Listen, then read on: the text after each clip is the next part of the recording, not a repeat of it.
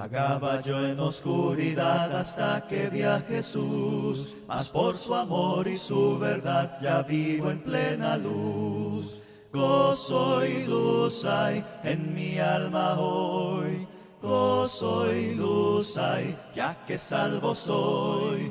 Desde que a Jesús vi y a su lado fui, he sentido el gozo de su amor en mí. Amados hermanos y amigos, buenas noches, buenas tardes, bendiciones para todos en el nombre del Señor. Hoy vamos a continuar con esta serie de estudios fundamentados en la vida de Jacob. Hemos estado estudiando en la vida de este gran personaje bíblico del Antiguo Testamento.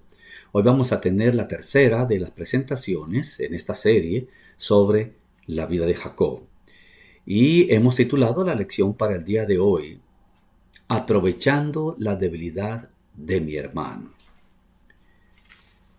Y está fundamentada en el libro del Génesis, claro está, donde se nos narra la vida de Jacob, en el capítulo 25, versículos 27 al versículo 34. Vamos a leer entonces en Génesis 25, 27 al 34. Y crecieron los niños, y Esaú fue diestro en la casa, hombre del campo, pero Jacob era varón quieto, que habitaba en tiendas. Y amó Isaac a Esaú, porque comía de su casa, mas Rebeca amaba a Jacob. Y guisó Jacob un potaje, y volviendo Esaú del campo cansado, dijo a Jacob: Te ruego que me des a comer de ese guiso rojo, pues estoy muy cansado. Por tanto, fue llamado su nombre Edom. Y Jacob respondió: Véndeme en este día tu primogenitura. Entonces dijo Esaú: He aquí yo me voy a morir. ¿Para qué pues me sirve la primogenitura? Y dijo Jacob: Júramelo en este día. Y él le juró y vendió a Jacob su primogenitura. Entonces Jacob dio a Esaú pan y del guisado de las lentejas. Y él comió y bebió, y se levantó y se fue. Así menospreció Esaú su primogenitura. Todos los humanos, todos los seres humanos, tenemos toda clase de altibajos en la vida diaria. Hoy, en todo tiempo, quizá más que otros por la diversidad de la vida y la complejidad que ésta tiene, con mucha frecuencia, diariamente, tenemos este tipo de altibajos. Hay tiempos de abundancia, hay tiempos de escasez. Hay momentos de gloria, los hay de desgracia. Hay momentos de buena salud y los hay de enfermedad. Hay momentos de felicidad y los hay de tristeza y hasta depresión. Ahora, para los hijos de Dios, sin embargo, hay una clasificación muy particular que probablemente pertenezca solo a ellos nada más. Y es que hay momentos de gran fortaleza espiritual, fidelidad a Dios, y hay momentos de debilidad, de más vulnerabilidad hacia el pecado, donde nos sentimos más vulnerables hacia el pecado. Y somos quizá, o nos encontramos tal vez en una condición de mayor debilidad. En todos estos altibajos que experimentamos, solemos tomar decisiones al calor de ellos, lo cual usualmente nos da dificultades y por lo general consecuencias más grandes. Bueno, la historia de Jacob y su hermano mayor Esaú es una historia que ilustra perfectamente este aspecto. ¿Cuál aspecto? El que al calor de las emociones, de la debilidad, de la vulnerabilidad, de los altibajos, etcétera, o de los bajos en la vida, o de ese fluctuar de emociones y demás, tomamos decisiones y muchas veces decisiones equivocadas. Nos dejamos llevar, arrastrar, abrumar por el momento y lo que está trayendo, y tomamos a veces algunas decisiones no muy sabias. Bueno, en este estudio aprenderemos algunas lecciones en conexión con esto que hemos dicho. Algunas lecciones tanto de la actitud de Esaú como de la actitud de Jacob. Dividiremos nuestro estudio en esta hora, hermano, en 3 partes fundamentales. 3 grandes ideas generales. Vamos a dividir nuestro estudio. Número 1, ¿qué aprendemos de la actitud de Saúl? Número 2, ¿qué aprendemos de la actitud de Jacob? Y número 3, aprenderemos que hay bendiciones o cosas que llegan a nuestra vida y que se tienen una sola vez, nada más. Hay bendiciones u oportunidades que se tienen una sola vez y nada más. ¿Qué aprendemos de Jacob en primera instancia? Sobre lo que podemos aprender de Jacob, vamos a centrarnos básicamente en una sola cosa de interés en esta hora. Hay muchas cosas seguramente que podríamos aprender. De hecho, ya dijimos que la mitad del Génesis está dedicado a la vida de Jacob, básicamente. Entonces, al estudiar 25 al 50 del Génesis, capítulo 25 al 50, vamos a encontrar una innumerable cantidad de lecciones. Pero vamos a centrarnos en esta hora, en este acontecimiento acá, en este capítulo de la vida de estos 2 hermanos, y aprender de ellos. Y de Jacob vamos a aprender una cosa en particular, nada. Vamos a puntualizar una gran lección. Y esta es, ¿qué puedo hacer con mi hermano débil? O más bien dicho, ¿qué puedo yo hacer con la debilidad de mi hermano? Hay 3 cosas que yo puedo hacer con la debilidad de mi hermano, que puede estar en esa condición de debilidad o de vulnerabilidad por diferentes razones. Por muchas razones, a veces por asuntos meramente circunstanciales en los cuales la vida lo puso. Quizá era el caso de Esaú en este caso, no le fue bien en la casa, no atrapó nada, tenía hambre. Y al calor de la frustración y del hambre, toma una decisión de una gran trascendencia que al momento él no pudo verlo. No midió. Ya hablaremos de eso en un momento. No vio hacia adelante, no tuvo una perspectiva un poco más lejana. Nada más con el momento que estaba viviendo allí en ese instante. Entonces, en esa condición llega su hermano. Su hermano lo tiene de alguna manera en sus manos para poder hacer algo con él en su momento de debilidad, de necesidad. Entonces, ¿qué puedo hacer yo con la debilidad de mi hermano o con mi hermano que está vulnerable o débil por cualquier razón en un momento dado? Número 1, yo puedo, criticarlo y condenarlo. Penosamente, esto sucede con mucha frecuencia en la iglesia del Señor. Nada más criticar, crucificar a mi hermano en su debilidad. Esa era la especialidad de los fariseos. En Lucas capítulo 18, versículo 11, cuando Cristo habla de una parábola en donde nos cuenta que 2 hombres fueron al templo a orar, había un fariseo y había un publicano. Y en el versículo 11 nos dice que el fariseo decía para sí mismo, te doy gracias, Dios, porque no soy como los otros hombres, adúltero, mentiroso, ladrón, etcétera. Menciona 3, 4 pecados allí, pero dice que no soy como los otros hombres y luego dice, ni aún como este publicano. Y luego se justifica a sí mismo diciendo, yo soy muy religioso, doy diezmo de todo lo que gano, etcétera. Ayuno 3 veces a la semana, 2 veces a la semana, ayuno constantemente, etcétera. En este caso, observamos con total claridad la crítica, el señalamiento, buscando justificarse a sí mismo, que hace de las otras personas, de los otros hombres, incluso de aquel que como él había venido también al templo a orar. Entonces, una actitud que yo puedo tener cuando mi hermano es débil es criticarlo, señalarlo, crucificarlo, ponerlo en una condición de total desventaja. La advertencia de la palabra de Dios. En cuanto a esto, la palabra de Dios nos advierte o nos enseña algunas cosas en las cuales nos pone bajo aviso, de cuál debiera ser una actitud de tener cuidado nosotros con esto. Por ejemplo, en Romanos capítulo 2, el versículo 1, el apóstol Pablo dice, por lo cual eres inexcusable, oh hombre, quien quiera que seas tú que juzgas, Pues en lo que juzgas a otro, te condenas a ti mismo, porque tú que juzgas haces lo mismo. Mi amado, todos estamos expuestos al peor de los pecados.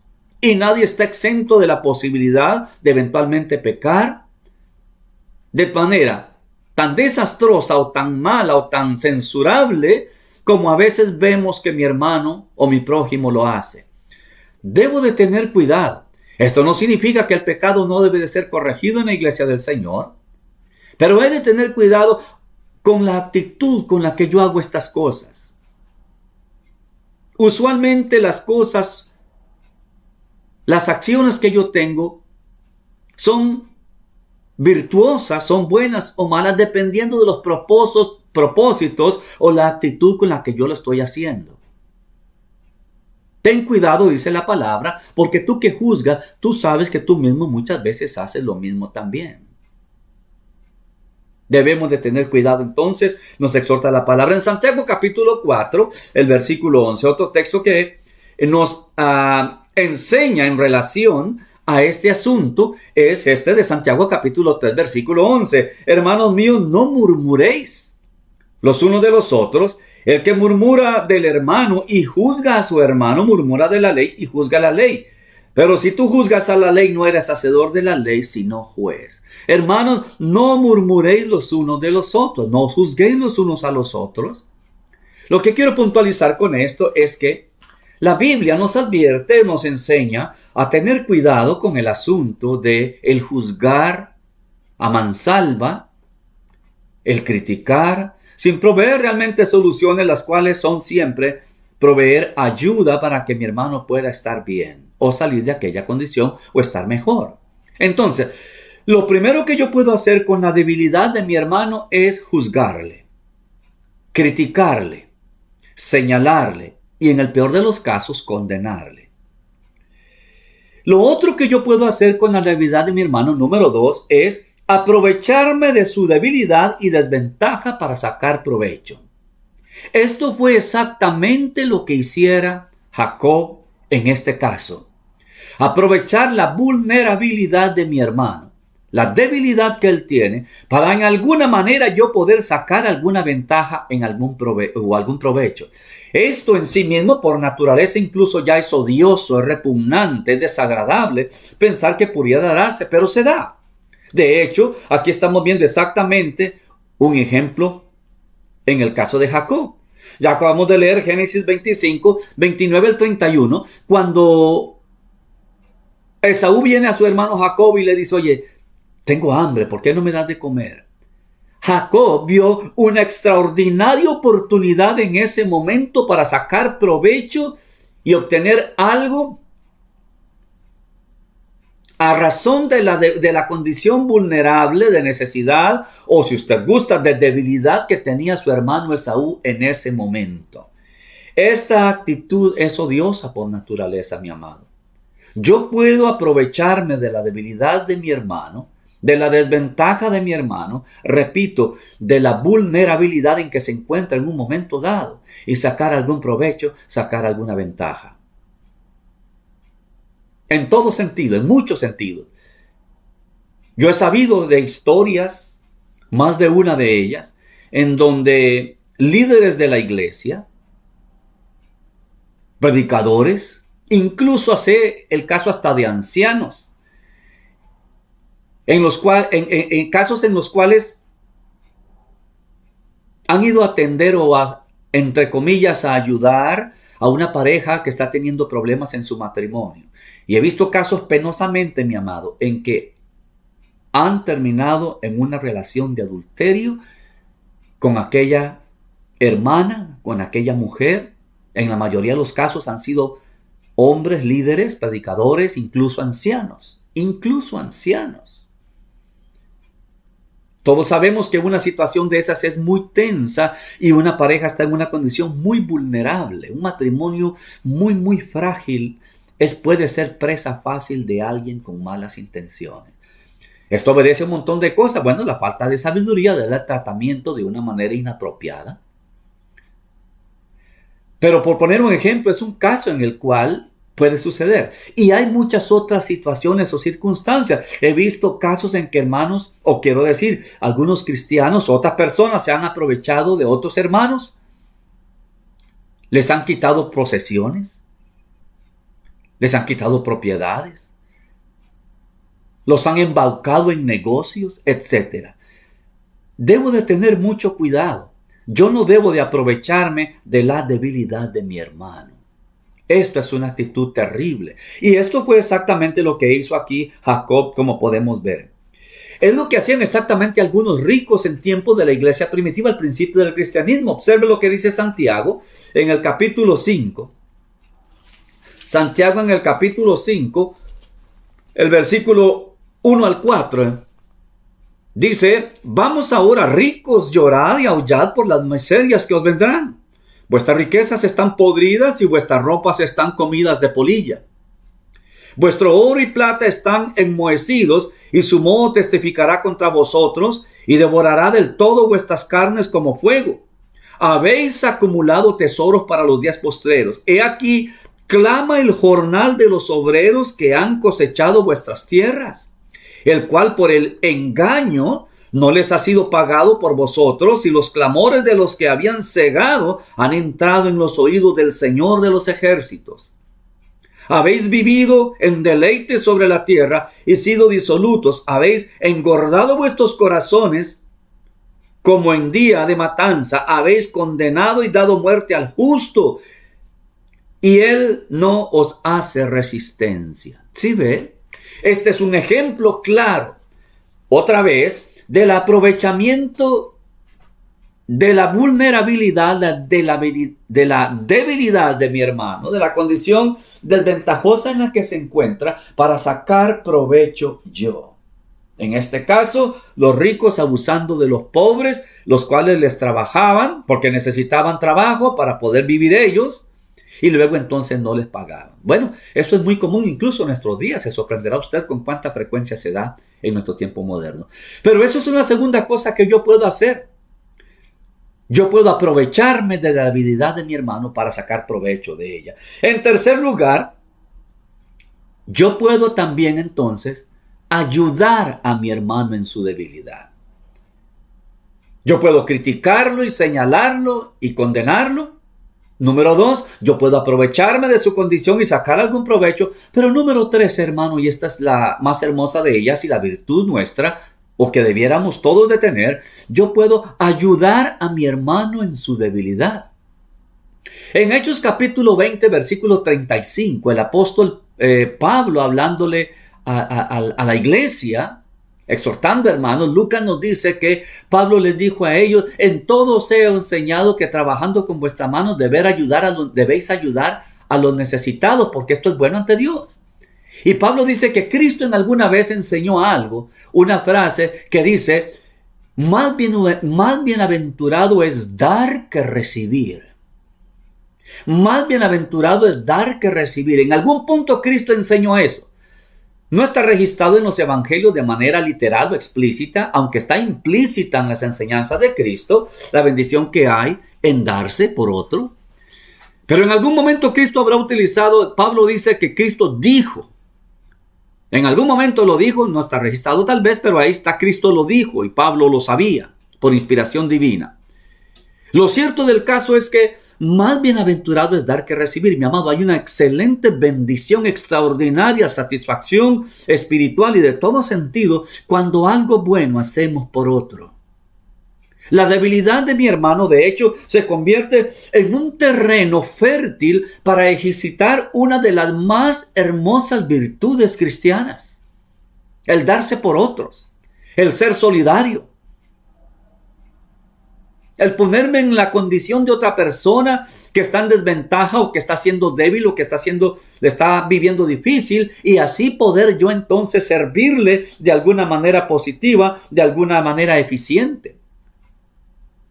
Incluso al caído, al hermano que en su debilidad ha caído quizá en el pecado. En Gálatas capítulo 6, el versículo 1. Vamos a leer lo que dice aquí la palabra de Dios en Gálatas capítulo 6, versículo 1, donde nos exhorta y nos anima sobre este asunto. Y nos dice el apóstol Pablo: hermanos, si alguno fuese sorprendido en alguna falta, vosotros que sois espirituales, restauradle con espíritu de mansedumbre, considerándote a ti mismo, no sea que tú también seas tentado.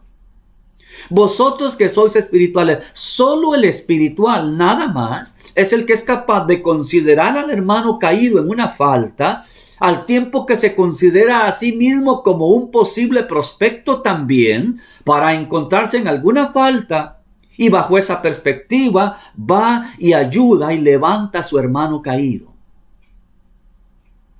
La debilidad de mi hermano, la desventaja de mi hermano, la vulnerabilidad de mi hermano es un extraordinario terreno para ejercitar esta que es una de las más maravillosas virtudes cristianas. Santiago, vemos otro texto en este contexto, en este sentido. Santiago ahora en el capítulo 5 ahora de Santiago,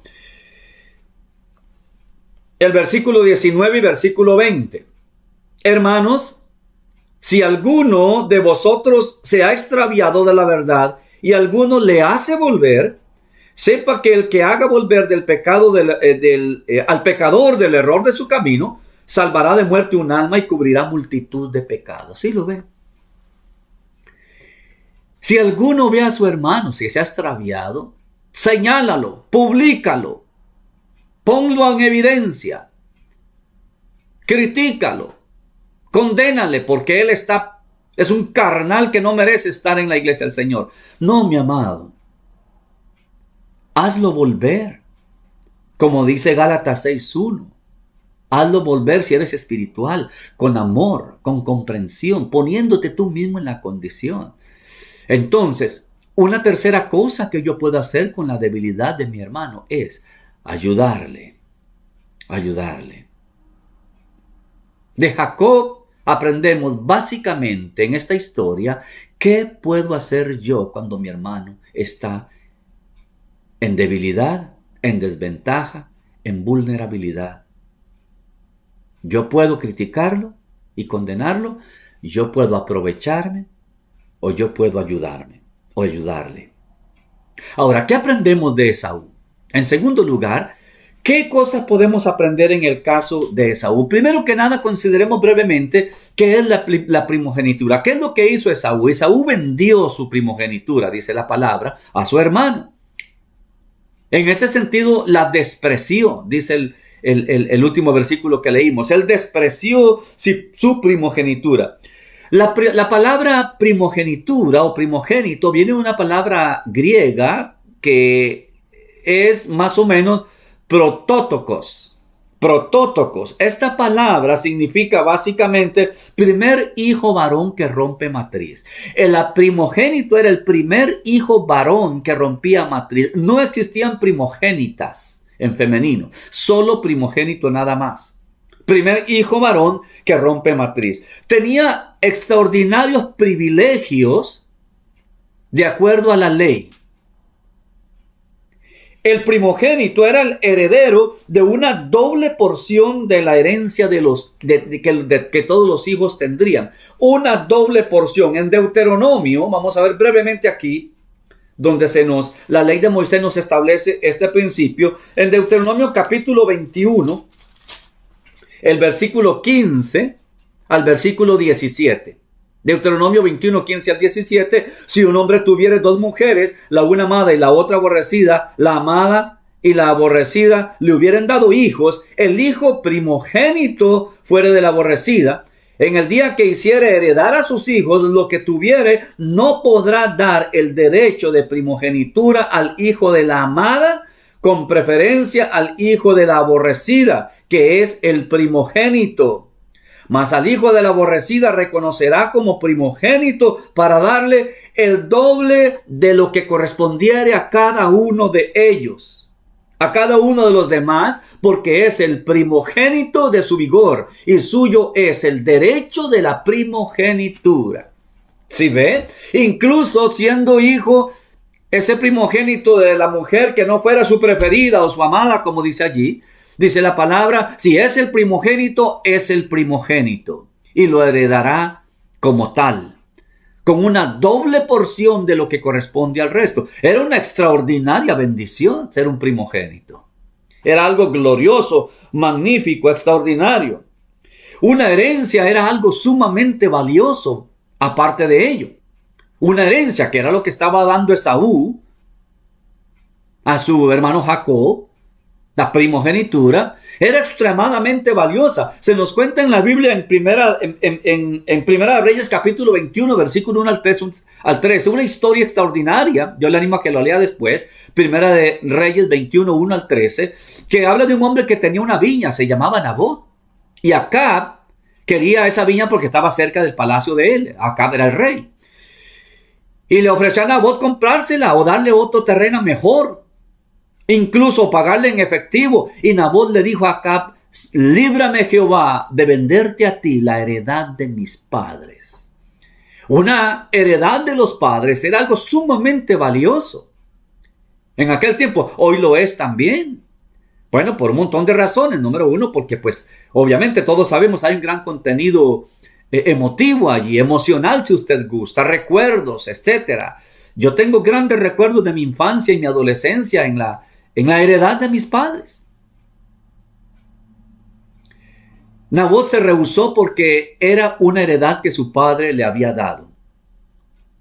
Era algo muy valioso. La primogenitura, con todo lo que conllevaba, era algo extraordinariamente valioso. ¿Qué hizo Esaú? Bueno, Esaú no valoró su primogenitura. ¿Qué aprendemos de Esaú, hermanos? Número uno, bueno, no valoró su primogenitura. Pensó solo en el momento, sin mirar a largo plazo. Esaú dijo, ¿de qué me sirve a mí la primogenitura? De todas maneras, yo me voy a morir. En 1 Corintios capítulo 15, versículo 32, vamos a leer este texto. 1 Corintios capítulo 15, versículo 32. Dice la palabra de Dios, si como hombre batallé en Éfeso contra fieras, ¿qué me aprovecha? Si los muertos nos resucitan, comamos y bebamos porque mañana moriremos. Esto exactamente como pensaba esta gente en los tiempos de Pablo, fue lo que pensó Esaú en ese momento nada más. Un error grave que cometió Esaú, mi amado, y de lo cual aprendemos en esta hora es que pensó solo en el momento sin mirar a largo plazo. Se dejó llevar por el aspecto meramente circunstancial allí del momento. ¿Cuántas veces en un arranque momentáneo perdemos cosas sumamente valiosas nosotros también, mi amado? ¿Cuántas veces por dejarnos llevar al calor del momento, de las emociones, de la frustración o del excitamiento, de la alegría excesiva, etcétera, etcétera, de las emociones en cualquier sentido, muchas veces tomamos decisiones equívocas? Y perdemos grandes cosas, a veces grandes oportunidades, a veces las cosas más importantes y valiosas de la vida, llegamos a perderlas de esa manera. Nosotros debemos de seguir el ejemplo de Cristo Jesús. Hebreos capítulo 12, versículo 2 dice que por el gozo puesto delante de él sufrió el oprobio. Sufrió la cruz menospreciando el oprobio. ¿Por qué? Por el gozo no del momento. Cristo no se quedó viendo los clavos de la cruz y lo pesado de la cruz y lo grande de las espinas, para con base en ello decidir qué hacer. Cristo decidió qué hacer considerando el gozo puesto delante de él. Mi amado, déjeme animarle a eso. No deje que las circunstancias lo cieguen, la adversidad, el hambre, como en el caso de Esaú, la carencia o cualquier otra cosa, la tentación momentánea. Piense en el gozo puesto delante de usted. Y con base en ello, tome decisiones sabias, como lo hizo Cristo Jesús también. Esaú no supo pensar de esa manera.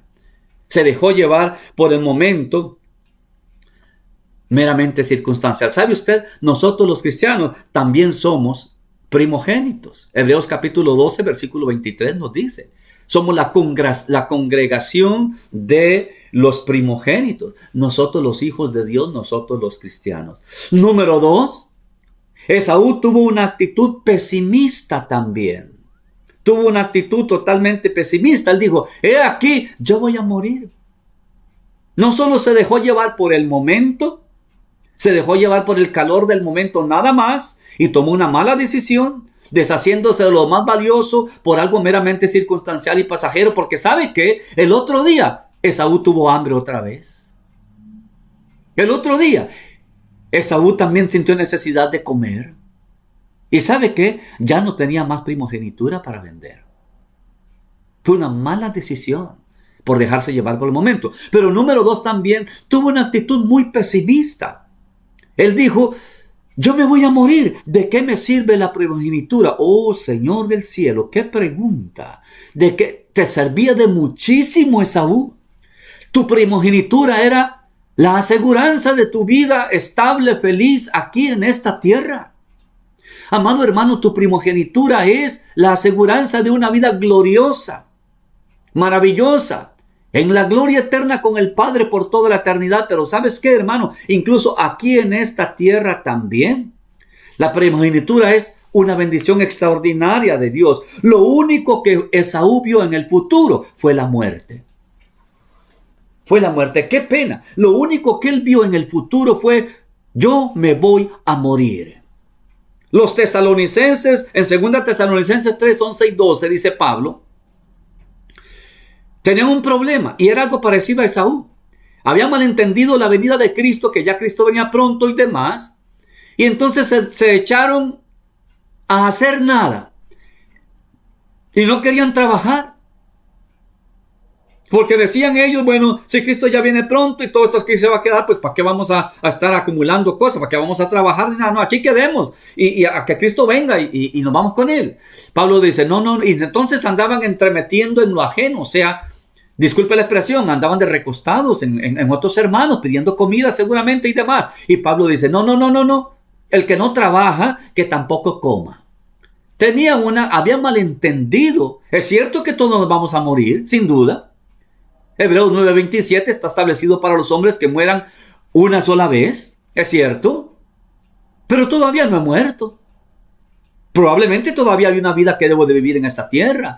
Y el ser primogénito de Dios me da la bendición enorme de vivir una vida hermosa aquí.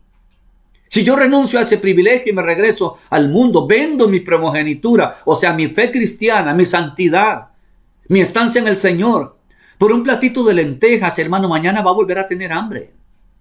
Eso se va a gastar. ¿Cuál es el platito de lentejas? Pueden ser muchas cosas. Algún placer de este mundo, tal vez. La obtención de dinero fácil, mal habido, quizá. La oportunidad de poder, no sé, hasta robar incluso. O un montón de cosas que podrían ser hoy un plato de lentejas para mitigar tu ansiedad de ahorita nada más. No entregues tu primogenitura, mi amado. Si tú eres un cristiano, no hagas esto. No tengas una actitud pesimista. Ciertamente Cristo viene pronto, ciertamente te vas a morir, pero eso no ha sucedido todavía. Esto le pasó a Esaú. Pensó de una manera muy pesimista. Y en tercer lugar, Esaú también evidentemente se dejó llevar por la codicia. Él codició en ese momento. En un discurso que Samuel le diera al pueblo de Israel, en 1 Samuel capítulo 12, el versículo 21, él los exhorta con respecto a la codicia. Les dice que tengan cuidado con respecto a la avaricia, a la codicia de las cosas de este mundo. Porque estas pueden ser causantes de grandes males. 1 Timoteo capítulo 6. O capítulo, el apóstol Pablo le habla a Timoteo aquí en 1 Timoteo, tener cuidado con las riquezas de este mundo, porque ellas pueden ser letales. Vamos a ver brevemente, hermano, este texto para no cometer el error de decir lo que la palabra de Dios no está diciendo. Capítulo 6, efectivamente, el versículo 8 dice la palabra, así que teniendo sustento y abrigo, estemos contentos con esto, porque los que quieren enriquecerse caen en tentación y lazo y en muchas codicias necias y dañosas que hunden a los hombres en destrucción y perdición. Le pasó a Esaú en ese momento. ¿Sí ven? Las codicias necias. La codicia fue un agravante para Esaú que lo llevó a hacer lo que hizo, a tomar la decisión que tomó. Y número 3, en tercer y último lugar, mi amado, no aquí en Génesis, pero en Hebreos, donde se nos usa donde el escritor de Hebreos usa a Esaú como referencia para animar a los hermanos y exhortarles, tal cual estamos haciendo en esta hora precisamente con este estudio. En Hebreos capítulo 12, versículo 15, en tercer lugar aprendemos que hay bendiciones que se tienen una sola vez en la vida. Hay de hecho oportunidades que a veces nos llegan una sola vez y que si las despreciamos, las desvaloramos y las dejamos ir, entonces aún llorando por ellas lágrimas de sangre, no podemos recuperarlas nunca más. Hebreos capítulo 12, el versículo 15. Dice el escritor de Hebreos acá: mirad bien, no sea que alguno deje de alcanzar la gracia de Dios, que brotando alguna raíz de amargura os estorbe y por ella muchos sean contaminados. No sea que haya algún fornicario o profano como Esaú, que por una sola comida vendió su primogenitura. Porque ya sabéis que aún después, deseando heredar la bendición, fue desechado y no hubo oportunidad para el arrepentimiento, aunque la procuró con lágrimas. ¿Sí lo ve? Una vez desperdició, una vez desechó, desvaloró la gran bendición y oportunidad que tuvo. Dice la palabra, procuró con lágrimas y ya no hubo oportunidad para eso, para el arrepentimiento. Hay bendiciones que nos vienen una sola vez, por una sola comida, figurativamente hablando. Muchos han perdido cosas sumamente valiosas, a veces por un momento de un solo placer, de un pequeño placer en un momento u otra cosa. Por ejemplo, un padre pierde el amor de su esposa y sus hijos por un desliz amoroso, por ejemplo. Una y otra y otra y otra y otra vez, mi amado, en mi ministerio como predicador, que como usted sabrá, especialmente dentro del contexto de nosotros los hispanos, los predicadores hacemos también de consejeros y demás. Una y otra vez he visto lágrimas de sangre siendo lloradas por un hombre que perdió a la mujer que lo amaba, lo respetaba, a la compañera de su vida, y que se da cuenta que él también la amaba, solo que no la valoró por un desliz amoroso momentáneo. La palabra de Dios nos advierte en Proverbios 6:26 a tener cuidado con la mujer ramera, porque esa convierte al hombre en un bocado de pan. Y en el capítulo 5 también nos advierte: aléjate de ella, apártate de ella, la mujer ajena. Por poner un ejemplo nada más. Ha habido casos en que se ha perdido la familia, el trabajo, la libertad, las posesiones, incluso hasta partes del cuerpo, y se ha encontrado hasta la muerte por una situación semejante a estas. El hijo pródigo, por ejemplo, Lucas capítulo 15 nos narra la historia del hijo pródigo, en donde él perdió absolutamente todo. Bueno, en esa oportunidad, en ese caso, tuvo oportunidad para el arrepentimiento. Reconoció, como dice Lucas 15 y el versículo 17 específicamente, se hizo 3 cosas importantísimas allí. Él volvió en sí, se levantó, fue a su padre y pidió perdón. Si es su caso, mi amado, está perdiendo usted su primogenitura. Estás dando lo que más vale en la vida. Tal vez la salvación, o tal vez cosas importantes como la familia. Tu esposa, tu esposo, quizás, no sé, pueden ser muchas cosas. Pero si es el caso, vuelve en ti, como el hijo pródigo. Levántate, reconoce tu error, ve a tu padre y dile, confiésale, arrepentido, y pídele. Créeme, él te va a perdonar y te va a recibir en casa. Pero ten cuidado, porque a veces hay cosas que desperdiciamos o no valoramos y nos deshacemos de ellas. Perdemos grandes cosas valiosas en un momento de no pensar bien, de desliz. Mi amado, tenemos en nuestras manos 2 cosas. En la izquierda usted tiene un plato de lentejas y en la derecha tiene la herencia celestial y una vida hermosa incluso aquí en esta tierra, ¿sabe? No exenta de dificultades, no, pero una vida bonita. Yo tengo más de 30 años de ser cristiano Voy para 35 años de ser cristiano, desde mi temprana adolescencia, desde mi juventud. Y han habido momentos difíciles. Siempre ha habido un plato de lentejas enfrente. Escoge la primogenitura, los cielos, la vida eterna. Porque sabes que el plato de lentejas te lo comes y se acaba. Pero la vida eterna, como dice la misma expresión, es eterna. No acaba nunca. Hermano, no aproveches la debilidad de tu hermano para sacar ningún provecho ni para criticarlo. Anímalo, ayúdalo, levántalo.